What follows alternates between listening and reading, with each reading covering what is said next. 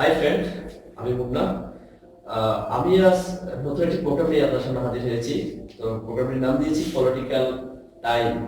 তো এই political time প্রোগ্রামের মাধ্যমে আমি সীতাকুণ্ডের আলোচিত বিভিন্ন রাজনৈতিক ব্যক্তিত্ব নিয়ে এখানে হাজির হব। তো আজকে তেমনই একজন রাজনৈতিক ব্যক্তিত্ব আমাদের স্টুডিওতে উপস্থিত রয়েছেন। উনি হচ্ছেন সীতাকুণ্ড উপজেলার অন্তর্গত 4 নম্বর মুরাদপুর ইউনিয়নের বর্তমান চেয়ারম্যান জনাব এস এম রেজাল করিম বাহার এবং সীতাকুণ্ড উপজেলা আওয়ামী লীগের সহসভাপতি সীতাকুণ্ড চট্টগ্রাম। ওনাকে স্বাগত। আমি মুন্না বাংলাদেশকে স্বাগতম জানাচ্ছি। ধন্যবাদ। তো আমি প্রথমে জানতে চাইবো আপনার লেখাপড়ার জীবন বা লেখাপড়া কোন স্কুল থেকে শুরু আপনার? আমার লেখাপড়া শুরু হয়েছে মুরাদপুর প্রাথমিক বিদ্যালয় থেকে। এরপর আমি ক্যাপ্টেন শামসুদ্দৌলা উচ্চ বিদ্যালয় থেকে এসএসসি পাশ করি। আচ্ছা পরবর্তীতে সীতাকুণ্ড কলেজে আচ্ছা। আপনার রাজনীতিতে কিভাবে আসা, মূলত আপনি রাজনীতিতে কিভাবে প্রবেশ করলেন? এটা আমার পারিবারিকভাবে আমি রাজনীতির কথা শুনে শুনে আমি রাজনীতিতে অনেকটা উদ্বুদ্ধ হই। আমার পরিবারের মধ্যে বিশেষ করে আব্বা আওয়ামী লীগ সমর্থিত সক্রিয় কর্মী ছিলেন, বড় ভাই রাজনীতির সাথে যুক্ত ছিলেন, উনি ছাত্রলীগের রাজনীতির সাথে যুক্ত ছিলেন, ছাত্রলীগের বিভিন্ন গুরুত্বপূর্ণ দায়িত্ব পালন করেছেন। সীতাকুণ্ড কলেজের সংসদে ছিলেন। সেই থেকে ওনাদের মাধ্যমে আমি উদ্বুদ্ধ হই আওয়ামী রাজনীতিতে। পরবর্তীতে আমি বিশেষ করে সীতাকুণ্ড কলেজে অধ্যয়নরত অবস্থায় আমি ছাত্রলীগের সক্রিয় কর্মী হিসেবে আমি কাজ করি এবং উপজেলা ছাত্রলীগের বিশেষ করে সম্পাদকের দায়িত্ব পালন করি। এই থেকে আমার রাজনীতির ভাষা। আচ্ছা, অর্থাৎ আপনার পারিবারিক রাজনৈতিক নেশা থেকে আসলে আপনার রাজনীতিতে আসা, তাই না? আমার পরিবারটা মোটামুটি আব্বাই তো সবাই আওয়ামী লীগ রাজনীতির সমর্থক ছিলেন, বঙ্গবন্ধু প্রেমী ছিলেন। আচ্ছা, তাদের কাছ থেকে সবসময় রাজনৈতিক আলোচনা শুনছি। সে থেকে রাজনীতির প্রতি দিকে নিজকে ঝুঁকি জায়গায় বলতে গেলে প্রায় আপনি একজন সফল রাজনীতিবিদ, বর্তমানে চেয়ারম্যান একটা ইউনিয়ন পরিষদের। সফলতা কথা এটা বড় বিষয়। সফল না, আমি আমার পরিচয়, আমি একজন সমাজকর্মী এবং রাজনীতির সাথে সম্পর্ক ছিল। সেই সুবাদে আমি আজকে মুরাদপুরের চেয়ারম্যান হিসেবে নির্বাচিত হয়েছি। আপনি প্রথম কত সালে জননির্বাচিত চেয়ার হলেন? আমি 2011 সালে জনগণের প্রত্যক্ষ ভোটে এবং তৃণমূলের নেতা কর্মীদের কাউন্সিলের মাধ্যমে আমাকে চেয়ারম্যান হিসাবে দলের পক্ষ থেকে প্রার্থী হিসাবে দেওয়া হয়। এরপর জনগণের ভোটে, ব্যাপক ভোটে আমি একটা বিএনপি অধ্যুষিত এলাকায় আমি চেয়ারম্যান হিসেবে নির্বাচিত করি। আপনি চেয়ারম্যান হওয়ার পরে এলাকার উন্নয়ন উল্লেখযোগ্য কি কি রাস্তাঘাট, কালভার্ট কেমন কাজ করেছেন? আমি এখানে তো 9টা ওয়ার্ড, তাই না? 9টা ওয়ার্ড। আমি চেয়ারম্যান হিসেবে নির্বাচিত হওয়ার পর যে মুরাদপুর ইউনিয়ন পরিষদ, এই পরিষদ তৈরি করার ক্ষেত্রে কিন্তু আমার হাত ছিল। এই পরিষদের আমি একজন ঠিকাদার ছিলাম। এই পরিষদ আমার হাতে নির্মিত হয়েছিল। এটা পরবর্তীতে আমি যখন চেয়ারম্যান হয়ে যাই, এখন এখানে আসার পর দেখি মুরাদপুর ইউনিয়নটা ছিল একটা অকার্যকর ইউনিয়ন। এখানে কোনো কাজকর্ম হয় নাই, কোনো ডেভেলপমেন্ট হয় নাই। জনগণের সম্পৃক্ত যেটা ইউনিয়ন পরিষদের সাথে থাকার কথা সেটা ছিল না। বলতে গেলে একটা অকার্যকর পরিষদ ছিল। এখানে আসার পর আমি যখন এখানে বসি, এখানে আমার বসার কোনো চেয়ার টেবিল পর্যন্ত ছিল না। আমি ভাড়া করা চেয়ার টেবিল দিয়ে আমার কার্যক্রম শুরু করি। আমার খাতাপত্র ছিল না, সব আমি এগুলো আস্তে আস্তে একে একে এগুলো করে একটা কার্যকর ইউনিয়ন পরিষদ আমাকে রূপান্তর করেছি। রূপান্তর করার পর এখানে ব্যাপক ডেভেলপমেন্টের আমি এলাকায় উন্নয়নের কাজ করেছি। বলতে গেলে, এক কথায় বলতে গেলে, এমন কোনো বাড়ি নাই যে বাড়িতে আমার উন্নয়নের ছোঁয়া লাগে নাই। আচ্ছা, এই মুরাদপুর ইউনিয়নের মধ্যে জলাবদ্ধতা একটা বড় বিশাল সমস্যা ছিল। তো এই জলাবদ্ধতা কমানোর লক্ষ্যে আপনি কি কি ধরনের উল্লেখযোগ্য কাজ করেছেন? হ্যাঁ, এটা একটা ভাইটাল সমস্যা। এখানে বিশেষ করে আমার মুরাদপুর ইউনিয়নটা ভৌগোলিক অবস্থান, পৌরসভা সীতাকুণ্ড পৌরসভা ঢাকা চট্টগ্রাম মহাসড়কের পশ্চিম অংশে মুরাদপুর ইউনিয়ন পরিষদটা। আপনি উত্তরে ছোট কুমিরা খাল, দক্ষিণে গুপ্তাখালী খাল, পশ্চিমে সন্দ্বীপ চ্যানেল, এই এলাকায় হলো আমার মুরাদপুর ইউনিয়নটা। তো এখানে পাহাড়ি দলে ব্যাপক ফসলহানি করে। বিশেষ করে পাহাড়ি দল সীতাকুণ্ড পৌরসভার সকল বর্ষা মৌসুমে পানি নিচের দিকে নেমে আসে। বলতে গেলে ভারত বাংলাদেশের যে একটা সমস্যা, ভারতের পানি বাংলাদেশের উপর দিয়ে গড়ায়, ঠিক এখানে একদম পাহাড়ের পানি এসে গোড়া এলাকাটা এই বর্ষাকালে প্রভাবিত ডুবে যায়। এর ফলে ব্যাপক ফসল আসলে অনেক কাজ করেছেন। না, এটা ছিল চিত্রটা, এটাই ছিল। এইটা আমার 4-5টা খাল এখানে রয়েছে। খালগুলো দীর্ঘদিন সংস্কার হয় নাই। বিশেষ করে পানি উন্নয়ন এখানে বোর্ডের যে কাবিকার একটা প্রকল্প ছিল, বন্ধ হয়ে যাওয়ার পর খাল সংস্কারের কাজ অনেকটা বন্ধ হয়ে গেছে। এখানে অনেক জায়গায় প্রতিবন্ধকতা আছে। হাবিব রোডে পর্যাপ্ত কালভার্ট নাই, এখানে একটা বন্ধকতা আছে। অপরিকল্পিত ঘর বাড়ি নির্মাণের ক্ষেত্রে প্রতিবন্ধকতা আছে। বেরিবার, বিশেষ করে সুইচগুলো এখানে সংস্কার, এগুলো পাকিস্তান আমলে নির্মিত সুইচ। এখানে সুইচগুলো দীর্ঘদিন সংস্কার করা হয় নাই, খালগুলো ভরা হয়ে গেছে। সব মিলিয়ে পানি নিষ্কাশনের পর্যাপ্ত যে ব্যবস্থা সেটা এখানে নেই। এই কারণে জলবদ্ধতার মূল সংকট। এটা উত্তরণের জন্য আমি চেয়ারম্যান আসার পর থেকে আমি কাজ করছি। বিশেষ করে খালগুলো সংস্কারের জন্য আমি কাজ করেছি। আমি গুপ্তাখালী খাল থেকে গুলিয়াখালী খাল প্রায় 6-7 কিলোমিটার একটা খাল বেরিবাঁধের ভিতর দিয়ে আমি এটা সংস্কার করেছি। আমি গুলিয়াখালী খাল সংস্কার করেছি, আমি রাজাপুর খাল সংস্কার করেছি।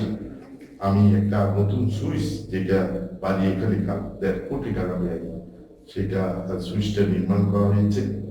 সেখানে একটা শাখা খাল ছিল, সেটাও আমি আসার পর থেকে আমি বিভিন্ন ফান্ড থেকে, নিজস্ব অর্থায়ন থেকে আমি কিছু সংস্কার কাজ করেছি। সেটার ফলে গত বছর আমার কিছুটা পানি জলবদ্ধতা কমে এসেছে। যদি এটা নিয়ে ভালো করে এই যে সুইচগুলো যদি সংস্কার করা হয়, খালগুলো সংস্কার করা হয়, অচিরেই এই সমস্যা ইনশাল্লাহ থাকবে না। আচ্ছা, তো এটা তো একটা গ্রাম্য এলাকা, 4 নম্বর ইউনিয়ন। তো এখানে তো গ্রামের মধ্যে এমনিতে সবসময় একটা সালিশ বিচার লেগেই থাকে। তো আপনি যেহেতু ইউনিয়ন পরিষদের চেয়ারম্যান, আপনার কাছে অনেকে দরখাস্তের মাধ্যমে আপনার কাছে সালিশ বিচারে চলে গিয়েছে গ্রাম্য আদালতের কাছে। তা এই বিচারে কি আসলে হয়রানি হয়েছে কিনা বা উপকৃত কেমন হয়েছে? এখানে এটা একটা ভাইটাল প্রশ্ন। আমাদের দেশে, আমাদের গ্রাম অঞ্চলে বিভিন্ন ভাবে সমস্যা আছে। আগে ছিল একটা সমস্যা, সেটা হলো যে এখানে দাঙ্গা হাঙ্গামা হতো, মারামারি হতো, ঝগড়া হতো। এখন অনেক কমে গেছে, সেগুলা অনেক কম। তবে বড় ধরনের যে সমস্যাটা সালিশ বিচারের ক্ষেত্রে জায়গা জমি সংক্রান্ত বিরোধটা সবচেয়ে বেশি। সেক্ষেত্রে এই সালিশগুলো করতে একটু দুরূহ ব্যাপার। এর একটা কাগজপত্রের বিষয় রয়েছে, এগুলা আদালতি বিষয়, যেগুলো ডকুমেন্টে করতে হয়। তো এইখানে ইউনিয়ন পরিষদের এই ধরনের কোনো লজিস্টিক সাপোর্ট নাই। আমরা এখানে একটা গ্রাম আদালত আছে, গ্রাম আদালতের 5 সদস্য বিশিষ্ট একটা গ্রাম আদালত, সেই আদালতের আমি চেয়ারম্যান। তবে সরকারের যে গ্রাম আদালতের ক্ষমতা, আমাদের ইতিমধ্যে 75,000 টাকা পর্যন্ত আমাদের গ্রাম আদালতের বিচার করার জন্য ক্ষমতা রয়েছে, কিন্তু আমরা সালিসি বোর্ড গঠন করি। প্রতিটি ক্ষেত্রে আমরা অনেক সমস্যার সমাধান করে যাচ্ছি। তো এই জায়গা জমিন থেকে বিভিন্ন দাঙ্গা হাঙ্গামা মারামারি এগুলো হয়, এই সমস্যাগুলো সমাধান করি আমরা। আমার এখানে প্রায় নিয়মিত আমার 4 বছরে প্রায় 300টা মামলা আমার এন্ট্রি করা হয়েছে, নথি করা হয়েছে। এই মামলার মধ্যে আমি প্রায় 250 মামলা আমি নিষ্পত্তি করেছি। আমি গ্রাম আদালত প্রতি সপ্তাহ 2 দিন, বিশেষ করে শনি রোববার আমার গ্রাম আদালত বসে। আমি কিছু আরবিটর এখানে রয়েছে, তাদের মাধ্যমে আমি বসে এইসব সমস্যাগুলো সমাধান করে দিচ্ছি। এই কারণে আমি আরেকটা কথা বলি, এই কারণে আমার এলাকায় একটা মামলা জটিলতা, মামলার জট আদালত ভবনগুলোতে হিমশিম খাচ্ছে। বিশেষ করে থানায় যেসব মামলা হচ্ছে, খুব কম, আমি আসার পর খুব কম সংখ্যক মামলা মনে হয় সীতাকুণ্ড থানার মধ্যে আমার এলাকা থেকে বাইরে কোনো মামলা যায়নি। আমি ওই ব্যাপারে কাউকে উৎসাহিত করতাম না, আমি কারো নিয়মিত বসে এইসব সমস্যাগুলো আমি সমাধান করতাম। আরেকটা বিষয় আছে, সেটা হচ্ছে আমার একটা ইয়ে আছে, ওইখানে কোড়াক পরিচালিত গরিবদের জন্য আইন সহায়তা কেন্দ্র। সেখানে একজন অ্যাডভোকেট রয়েছে, যে অ্যাডভোকেট থাকে সর্বক্ষণ। আমি কিছু কিছু মামলা ওনাকে হ্যান্ড ওভার করি, এই মামলাগুলো ওনারাও নিষ্পত্তি করে। তারাও বিরাট ধরনের একটা সাফল্য এখানে এনে দিয়েছে। তারাও প্রায় এখানে আমি মহারণা পাবো, বিশেষ করে গরিব মহিলাদের, এগুলা কোর্ট কাছারি যাওয়ার মতো টাকা নাই, পয়সা নাই, গাড়ি ভাড়া পর্যন্ত তাদের কাছে থাকে না। সেই সব লোকগুলো একদম বিনা খরচে, বিনা পয়সায় এখানে এসে অল্প সময়ের মধ্যে এই নিষ্পত্তি হচ্ছে। অনুমানিক 13 লক্ষ টাকা তারাও রিকভারি করে দিয়েছে। আমি তো অনেক অনেক করেছি, সেটা বলার না, আমার কোনো হিসাব নাই। আমি হয়তো কোটি টাকা রিকভারি করেছি মানুষের বিভিন্ন পদ্ধতি। আচ্ছা, তো এই বিচার চাইতে কি কেউ কি হয়রানির শিকার হয়েছে কিনা? আমার এখানে বিচার চাইতে গিয়ে হয়রানির প্রশ্ন ওঠে না। আমি একজন জনপ্রতিনিধি, জনগণ দ্বারা নির্বাচিত প্রতিনিধি।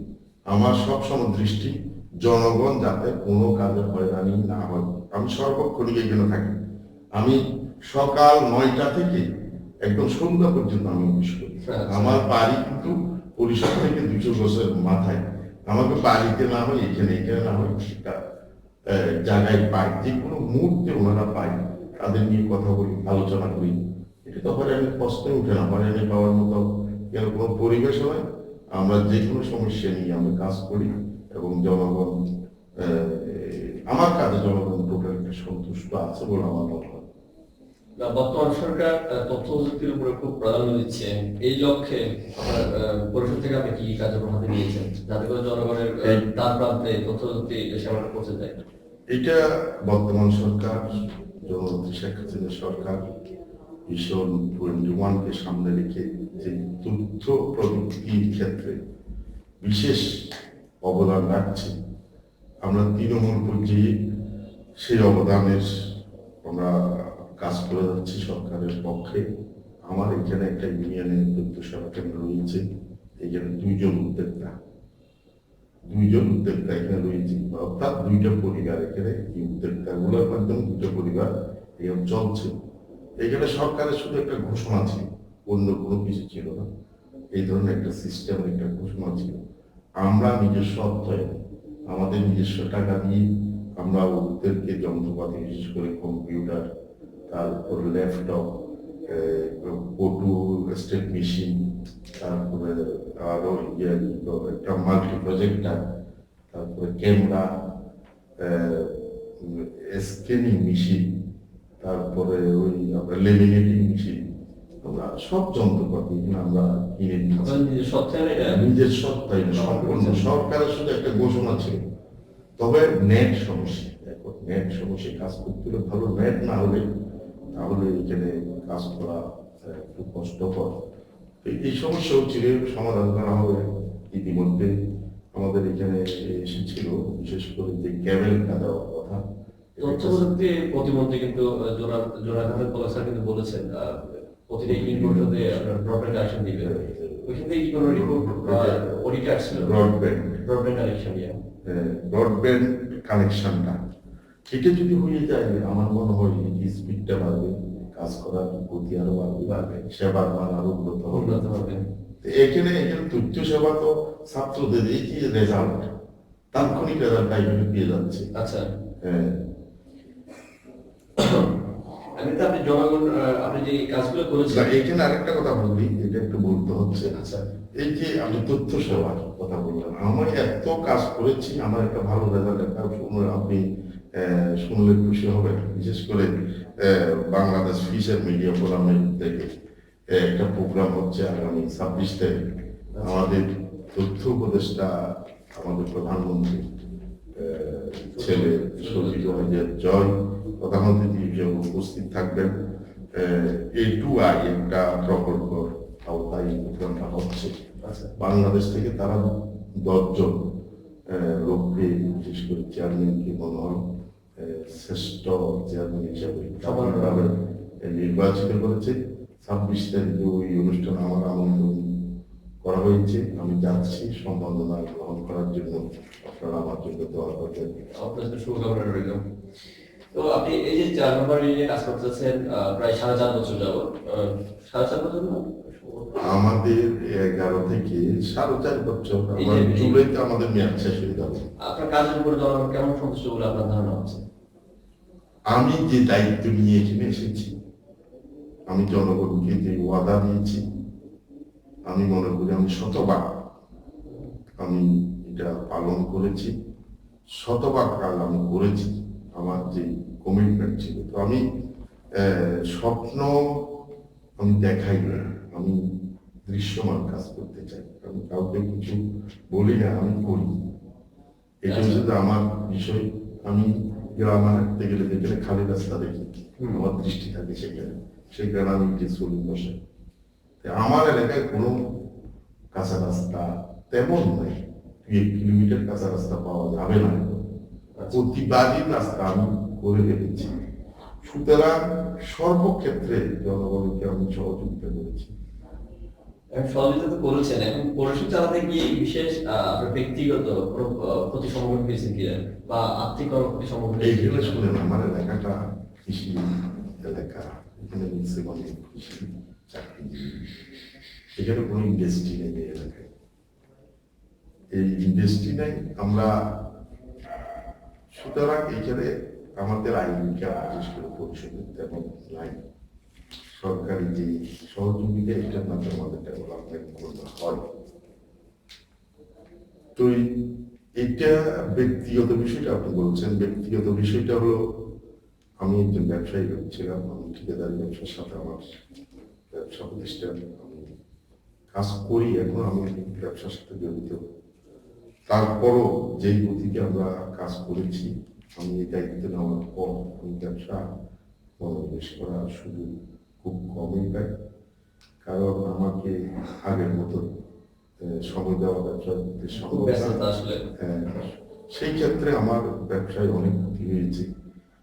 পারিবারিক পরিবারকে সময় দিতে পারিনি, ভাই বোনকে সময় দিতে পারিনি, বন্ধু বান্ধব পরিবারের কেউ কি সময় দিতে পারিনি, এগুলো ব্যক্তিগতভাবে আমার সমস্যা হয়েছে। আচ্ছা, নির্বাচন পরের সামনে, তাই না? নির্বাচন নেক্সট আমাদের নির্বাচনটা হচ্ছে দ্বিতীয় ধাপ আর কি। 30শে মার্চ নির্বাচন। 30শে মার্চের নির্বাচনে কি আপনি নির্বাচনে প্রার্থী হওয়ার কি কোনো সম্ভাবনা বা যে কোনো ইচ্ছা আছে কিনা? নির্বাচন হচ্ছে, আমি প্রথমবার নির্বাচিত হয়েছি দলীয়, যদিও দলীয় প্রতীক ছিল না, তবে দলের একটা বিষয় ছিল, দলীয় কাউন্সিল করে আমাকে প্রার্থীটা দিয়েছিল, সেই হিসাবে আমি চেয়ারম্যান হয়েছি। এখন দলীয় প্রতীকেই নির্বাচন করতে হবে এইবারে প্রথম। এটা নিয়ে বিভিন্ন কথাবার্তা রয়েছে, পক্ষে বিপক্ষে অনেক কথাবার্তা, তারপর আইন হয়েছে। এখন দলীয় প্রতীককেই আমাকে নির্বাচনটা করতে হবে। আচ্ছা, তো দল যদি এই ক্ষেত্রে আমার যোগ্যতা, অভিজ্ঞতা, এলাকার উন্নয়ন এবং জনসমর্থন, দলীয় কর্মকাণ্ডে আমার ভূমিকা, একটা কথা মনে রাখবেন, আমি দল থেকে দলের শৃঙ্খলা বৃদ্ধি আজ পর্যন্ত একটা কর্ম কেউ দেখাতে পারবে না। আমি সবসময় দলের আদর্শ লালন করেছি, শৃঙ্খলা বিরোধী কোনো কাজ আমি আজ পর্যন্ত করিনি। দলকে আমি বিশ্বাস করি, আদর্শ এটা লালন করি, এবং দলের শৃঙ্খলা বিরোধী কোনো কাজে আমি চাই না। অবশ্যই দল আমাকে সেক্ষেত্রে মার্কা দিবে এবং লৌহ প্রতীক দিবে। সেই প্রতীক নিয়ে আমি যে কর্ম করেছি, যে কাজগুলো করেছি, সেগুলোর একটা আমি সুফল পেতে চাই। ধরুন আপনাকে প্রতীক দেওয়া হলো দল থেকে, বা নির্বাচিত হলেন জনগণের ভোটের মাধ্যমে, তখন আপনার কি কি আশা আছে আপনার ইউনিয়নে কাজ করার? না, একটা ইয়ে তো 4 বছর 4.5 বছরের মধ্যে সব কাজ করা সম্ভব হয় না। আমাদের সমস্যা হবে, সমস্যার শেষ নেই। আমরা রাস্তাঘাট করেছি, রাস্তাঘাট আবার নষ্ট হচ্ছে। সেই কাজগুলা সততার সাথে, নিষ্ঠার সাথে এগুলো ধারাবাহিকভাবে করে দিতে হবে। এটা আরো গতি বৃদ্ধি করতে হবে। বিশেষ করে জলবদ্ধতা, সেটা নিয়ে আমাদেরকে কাজ করতে হবে। কিন্তু জলবদ্ধতা বেশি সংকট। আগামীতে দল যদি আমাকে নির্বাচিত করে, যেসব ভাইটাল অগ্রাধিকার ভিত্তিতে যেসব সমস্যাগুলো আমার সামনে আসে, আমি সেটা অবশ্যই করব। এবং মুরাদপুর ইউনিয়নের একটা বদনাম ছিল সর্বক্ষেত্রে নেতৃত্বের কারণে। আচ্ছা, আমি সেটা অনেক বুঝিয়ে নিয়েছি। এখন সকল জায়গায় মুরাদপুর ইউনিয়নের একটা সুনাম আছে। এই সুনাম বৃদ্ধি করার জন্য আমি বিশেষ কানেক্টিভিটি আছে, বিভিন্ন সংস্থা, বিভিন্ন ডিপার্টমেন্ট, বিভিন্ন লোকের এখানে লোকজনকে জনগণের সম্পৃক্ত করা, ইউনিয়ন পরিষদের সম্পৃক্ত করা, সেই ধরনের প্রোগ্রামগুলো আমি করে যাচ্ছি। এনজিও গুলো আমার এখানে অনেক কাজ করে, বিশেষ করে হ্যান্ডিক্যাপ, ওরা ইচ্ছা, এরা অনেক জনহিতকর কাজ করে, সেই কাজগুলো আমি সহযোগিতা করছি। আমি একটা কথা বলতে হয়, বিশেষ করে সৈয়দ তানভীর, বিশেষ করে নাসির সাহেবের কেসিপি চিনসের পরিচালক, কেসিপি ফাউন্ডেশনের পরিচালক তানভীর সাহেব আমাদের এখানে অনেক কাজ করেছে। বিশেষ করে নিজস্ব ব্যক্তিগত অর্থায়নে আমার 3টা মসজিদ উনি আমার এলাকায় নিজস্ব খরচে উনি করে দিয়েছে, একটা কাজ চলতেছে। সব মসজিদে ওনার সহযোগিতা রয়েছে। এগুলো ব্যক্তিগত, এটা অনেক ব্যক্তিগত, কিন্তু 2-4 কোটি টাকা অনুদান দিয়েছে। কারণ আমাদের সাথে অনেক মানুষের একটা সম্পর্ক থাকে। সম্পর্কের মূল কারণটা হলো যে এলাকার ডেভেলপমেন্ট। তো এই আর কি। ঠিক আছে, আপনার মধ্যে শুভকামনা রইল, এবং আশা করব আপনি নির্বাচিত হবেন এবং আপনার স্বপ্ন বাস্তবায়নে এগিয়ে যাবেন। আমি আমার প্রোগ্রাম আর বেশি লম্বা করবো না, আজকে মতো আমি বিদায় দিতে হচ্ছে। তো যারা এখন প্রোগ্রামটি দেখছিলেন সবাইকে ধন্যবাদ, এবং আমি আশা করবো আপনারা আমার চ্যানেলে সাবস্ক্রাইব করবেন এবং আমাদের নতুন নতুন প্রোগ্রাম এবং নতুন নতুন ভিডিওগুলো দেখবেন। আশা করি সব ভালো লাগবে। আমিও অন্য বাংলাদেশকে এই অনুষ্ঠানে আমাকে আমন্ত্রণ জানার জন্য ধন্যবাদ জানাচ্ছি। আর আমার এলাকার সর্বসাধারণের আগামী নির্বাচনে আমি প্রার্থী হচ্ছি দলীয় প্রতীক নিয়ে। আমাকে সহযোগিতা করার জন্য সবার কাছে অনুরোধ জানিয়ে আমি আমার আজকে এখান থেকে বিদায় নিচ্ছি। আল্লাহ হাফেজ।